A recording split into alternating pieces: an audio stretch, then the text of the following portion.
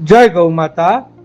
નવરાત્રિના પાવનકારી પર્વને આજે તારીખ 25/9/2025 ના રોજ ભગવાન દાદા સુતરિયાના સહયોગથી કરુણા સેવક ગૌસેવા ચેરિટેબલ ટ્રસ્ટના ગૌસેવકોએ ત્રીજા ચોથા નોરતાના રોજ એક ગાડી લીલો ઘાસચારો સુરત કોસવાડા ખાતે આવેલી પ્રેમાર જીવદયા ટ્રસ્ટ કે જ્યાં અકસ્માતમાં ઇજાગ્રસ્ત અને બીમાર પશુ પક્ષીની સેવા અને સારવાર થાય છે તેવી પ્રેમાર જીવદયા ટ્રસ્ટની ગૌશાળાના ગૌવંશને અર્પણ કર્યો।